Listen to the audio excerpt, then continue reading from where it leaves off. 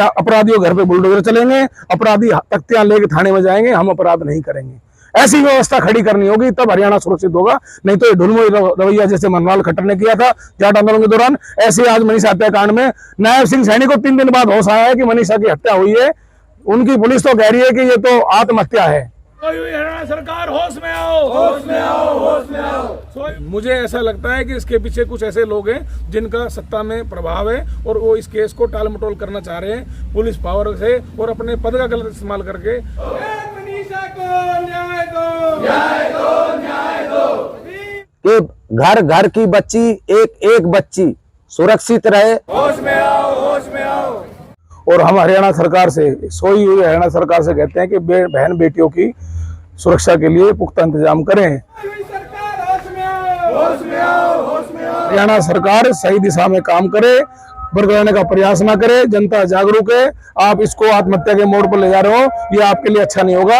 हम इस बार आपको सबक सिखा देंगे अगर हमारी बेटी को न्याय नहीं मिला तो। जय हिंद। भिवानी की अध्यापिका मनीषा हत्याकांड के खिलाफ पूरे देश में गुस्सा है।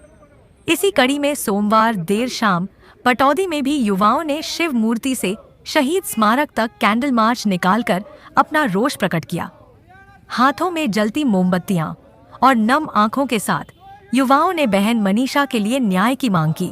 इस दौरान प्रशासनिक कार्यवाही और सरकार की निष्क्रियता को लेकर भारी नाराजगी देखी गई। लोगों ने आशंका जताई कि कहीं इस निर्मम हत्याकांड को आत्महत्या करार देने की कोशिश तो नहीं हो रही। हाथों में मोमबत्ती और नम आंखें खुद को कष्ट देते हुए लोग कहीं ना कहीं अंग्रेजी हुकूमत और आज की व्यवस्था की तुलना जरूर कर रहे होंगे। जब सच सामने होते हुए भी उसे झुठला दिया जाए, न्याय की आवाज दबाई जाए और आपकी शारीरिक ताकत प्रशासन के सामने कमजोर हो, ऐसे समय में गांधी जी की अहिंसा ही सबसे बड़ी ताकत बनती थी। आज भी जब अन्याय चरम पर दिखाई दे रही है, गांधी की वही अहिंसा युवाओं के हाथों में मोमबत्ती बनकर सामने आई। लोगों का कहना था कि ऐसे कांडों को धर्म, जाति और राजनीति से ऊपर उठकर देखा जाना चाहिए। कैंडल मार्च में शामिल कई लोग भाजपा सरकार के समर्थक भी हो सकते हैं, लेकिन उनकी आत्मा जागी हुई है। इसी वजह से वे पार्टी और राजनीति से ऊपर उठकर सड़क पर न्याय की मांग कर रहे थे। वहीं बहुत से लोग संकीर्ण राजनीतिक सोच या पार्टीबद्ध मानसिकता के कारण इस विरोध में शामिल नहीं हो पाए। युवाओं ने इस मौके पर बेटियों की आत्म सुरक्षा पर भी जोर दिया और कहा कि हर लड़की को इतना सक्षम होना चाहिए कि वह अपनी रक्षा खुद कर सके। साथ ही हरियाणा में अपराध नियंत्रण के लिए योगी मॉडल लागू करने और यूपी की तर्ज पर अपराधियों के खिलाफ कड़ी कार्रवाई की मांग की गई। पटौदी का यह कैंडल मार्च मनीषा को श्रद्धांजलि भर नहीं था, व्यवस्था और समाज में बेटियों की सुरक्षा की गूंजती हुई पुकार बनकर सामने आया। देखिए युवाओं ने क्या कुछ कहा। 13 अगस्त को एक हृदय विदारक घटना हरियाणा में घटी। एक 19 साल की मासूम बहन मनीषा, जो एक प्ले स्कूल में शिक्षिका के तौर पर कार्यरत थी, वो स्कूल से निकलने के बाद अपने किसी नौकरी के लिए फार्म भरने गई थी, तो वहाँ से वो गायब हो गई। परिजनों ने उसको ढूंढा, 2 दिन बाद उसकी जली हुई लाश, गर्दन कटी हुई जली हुई लाश बरामद हुई। तो पूरे हरियाणा में ये कैंडल मार्च निकाला जा रहा है कि बहन मनीषा को न्याय मिले, उनके हत्यारों को जल्दी से जल्दी पकड़ा जाए। उनके परिवार का जो हाल हो रहा है उसके साथ हम संवेदना रखते हैं और हम हरियाणा सरकार से, सोई हुई हरियाणा सरकार से कहते हैं कि बहन बेटियों की सुरक्षा के लिए पुख्ता इंतजाम करें। हरियाणा सरकार आज होश में आई है।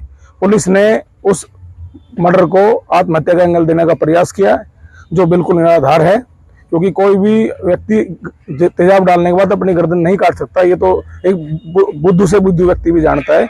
लेकिन हम तब तक संघर्ष करेंगे जब तक बहन मनीषा को न्याय नहीं मिल जाता, क्योंकि न्याय के लिए हमें लड़ना पड़ रहा है। तो ये कानून व्यवस्था कैसी है? इस लचर व्यवस्था के खिलाफ आज पूरा हरियाणा खड़ा है। बहन बेटी सड़कों पे है, युवा में आक्रोश है और जब तक न्याय नहीं मिलेगा उसके लिए चाहे हमें कुछ भी करना पड़े, हम उस हर संभव प्रयास करेंगे उन हत्यारों को फांसी के फंदे तक पहुंचाए। और मेरा एक और आग्रह है, आज की जो माता पिता उनसे यही आग्रह है कि अपनी बहन बेटियों को नाच गाना ना सिखाकर अस्त्र शस्त्र चलाना सीखे, ताकि वो अपनी आत्मरक्षा कर सके।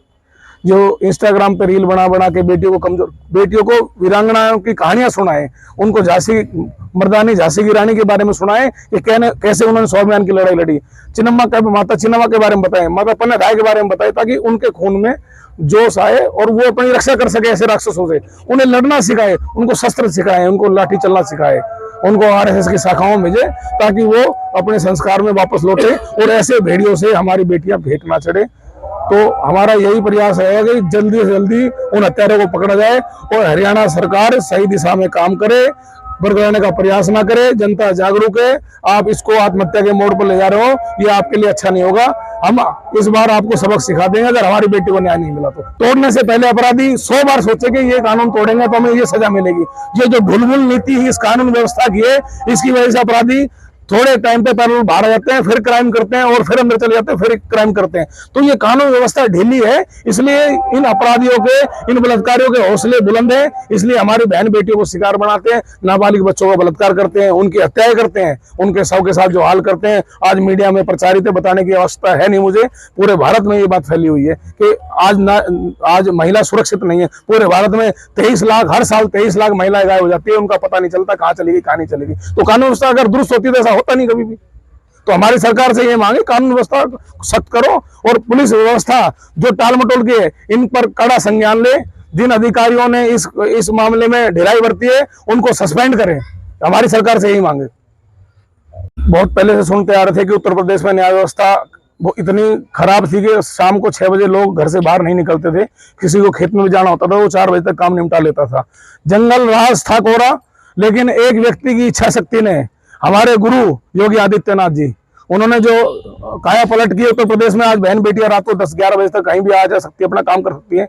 नहीं, एक समय था, जंगल राज था। अखिलेश यादव की सरकार में कोई सुरक्षित नहीं था, व्यापारी, महिला, किसान, कोई सुरक्षित नहीं था। लेकिन आज हमारे गुरु योगी आदित्यनाथ ने उत्तर प्रदेश को उत्तम प्रदेश कर दिया है। ऐसे ही प्रेरणा लेके दूसरे राज्य के मुख्यमंत्री भी कार्य करेंगे तो कानून व्यवस्था दुरुस्त हो जाएगी। अपराधियों घर पे बुलडोजर चलेंगे, अपराधी तख्तियां लेके थाने में जाएंगे, हम अपराध नहीं करेंगे। ऐसी व्यवस्था खड़ी करनी होगी, तब हरियाणा सुरक्षित होगा। नहीं तो ये ढुलमुल रवैया जैसे मनवाल खट्टर ने किया था जाट आंदोलन के दौरान, ऐसे आज मनीषा हत्याकांड में नायब सिंह सैनी को 3 दिन बाद होश आया है कि मनीषा की हत्या हुई है। उनकी पुलिस तो कह रही है कि ये तो आत्महत्या है, ये हमें बरगला रही है, लेकिन हम भागने वाले नहीं है। हम मनीषा को न्याय दिलाएंगे, चाहे हमें सरकार की ईंट सीट बजानी पड़े। लगातार एक चीजें कही जाती है, पूछा भी जाता है कि हमारी सरकार, उनकी सरकार, हमारी सरकार, उनकी सरकार। जब इस तरह की कोई घटना हो जाती है तो क्या कुछ ऐसा भाव पैदा होता है कि हमारी सरकार या उनकी सरकार? नहीं जी, मेरे हिसाब से ये सरकार ना कांग्रेस सरकार है ना बीजेपी सरकार है, ये हरियाणा सरकार है। तो चाहे कांग्रेस की हो, चाहे बीजेपी की हो, चाहे किसी की भी सरकार हो, इनको हरियाणा के हित में सोचना चाहिए। जब एक बार आप सरकार मतलब चुनाव जीत जाते हैं तो आप हरियाणा के हो जाते हैं, ना कि आप किसी पार्टी पक्ष के रह जाते हैं।